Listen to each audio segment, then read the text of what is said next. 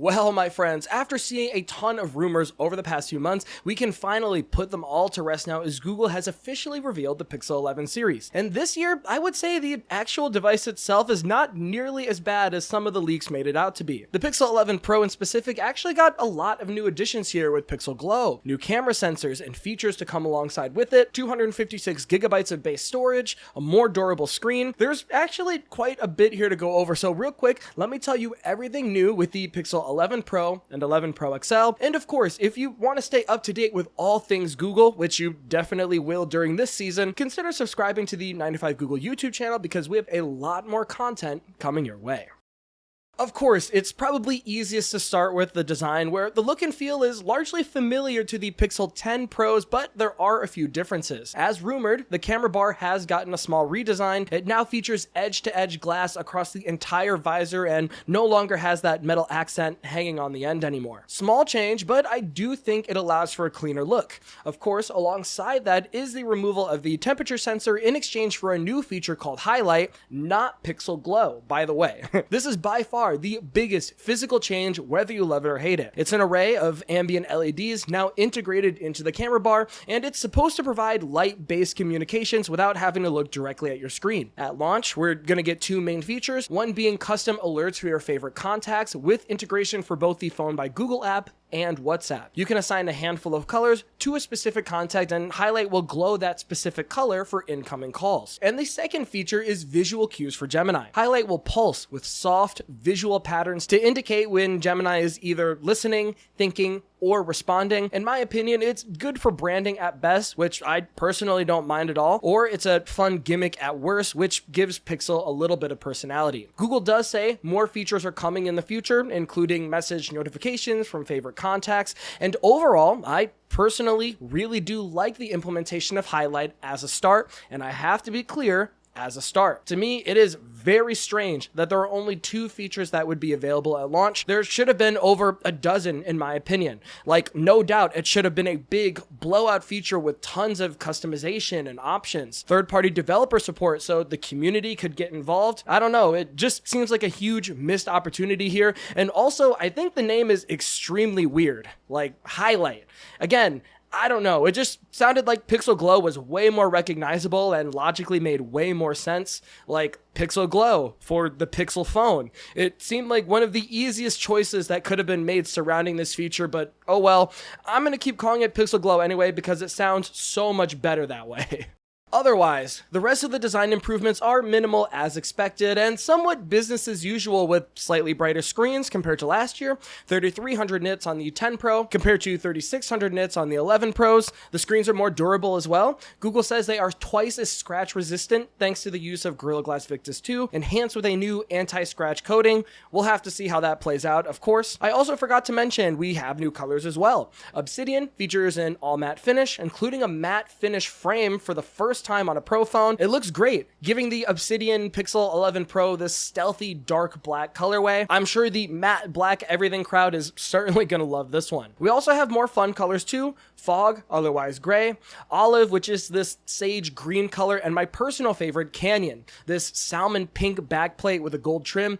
Absolutely gorgeous, and I am a huge fan of this one. Alongside that, we have some internal spec upgrades as well. The Tensor G6 is a big one, of course. It's now running on a 2nm process, and Google says that it delivers up to 20% better power efficiency, 25% faster web browsing, and 15% faster app loading. Of course, we'll have to see how this performs in practice, while also having an improved camera ISP that should help with camera quality and a 50% more powerful TPU for AI on-device models. We also have an advanced cooling vapor chamber that should hopefully help during heavier usage, allowing the system to pull more heat away from the processor and battery. Memory and storage have also gotten some changes too, some for better, some for worse. On the bright side, we start at 256GB base storage now. They have completely phased out the 128GB version, but on the negative side, the base model Pro phones no longer come with 16GB of RAM anymore, and instead they start at 12GB, with the 16GB versions being exclusive to the 512 and 1TB storage option models.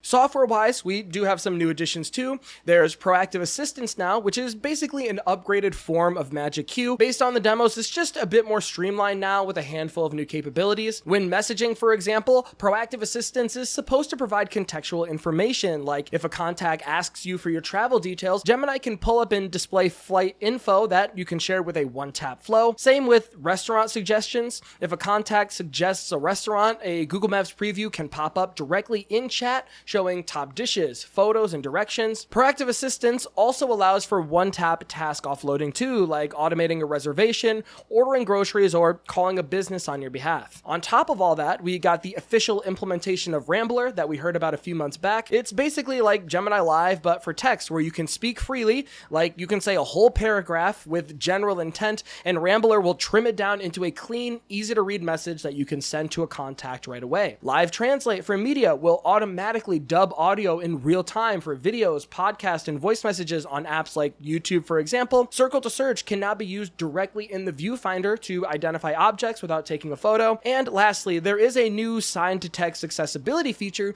that allows for deaf and hard-of-hearing users to communicate to their device via sign language to the Pixel camera, and then will be translated into text, which is extremely cool. Of course, there are a few changes to battery as well. Sizes are ever so slightly smaller this year. In fact, the 10 Pro comes in at 4870 milliamp hours, while the 11 Pro comes in at 4850 milliamp hours, while the 10 Pro XL comes in at 52 milliamp hours, with the 11 Pro XL coming in at 5115 milliamp hours.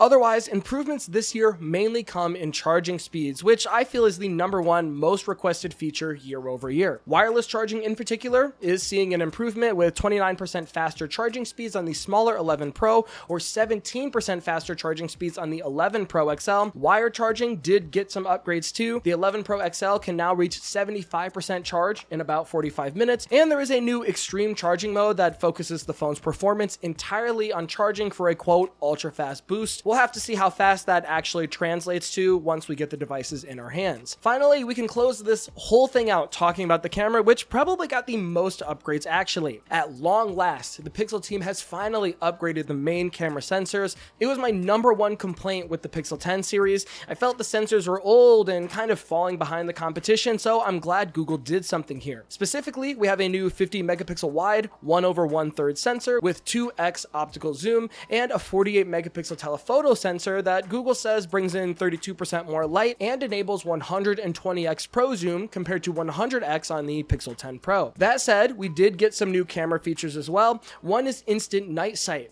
Basically, it allows for low light photos to be captured up to 4.5 times faster. Another is Magic Capture. It's a new mode that records a video and automatically extracts the best HDR plus quality photos. Camera Looks is here too, where you can set a film style or photo aesthetic at the point of capture. Basically, it's like a filter that gets applied prior to the shot, like we saw with Snapseed. Video Boost got a few improvements here as well with Pro Stable Video. On first glance, it seems like an improved version of the stabilization we already had with Video Boost in the first place, alongside 8K processing output and improved night sight video. And finally, we have Creator Suite, which is a new set of tools in the camera app that includes a built-in teleprompter, audio visualizer, social media grid lines, and a storyboard for trimming and reordering your shots. Super nice to see Google adding more features for creators, and hey, I'm always here for it. All in all, like I said, the reveal of the Pixel 11 series was definitely not as bad as the leaks originally seemed. Yes, it does suck that these standard Pro models only have 12 gigabytes of RAM instead of 16. The $100 price increase also is rough, although it is in line with every single piece of consumer tech out there. Overall, I think the Pixel 11 series is a fine release.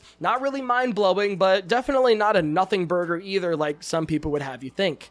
It's an in-between year, for better or for worse. There's some good, some bad, some necessary changes to try and freshen things up. Thankfully for you guys, we're gonna get our hands on the Pixel 11 and 11 Pro soon so we can try the phones out for ourselves and give you a more informed opinion. So subscribe and stick around for that. But in the meantime, my friends, I'm getting out of here. If you have any questions for our future review, please leave a comment as I will be reading every single one of them.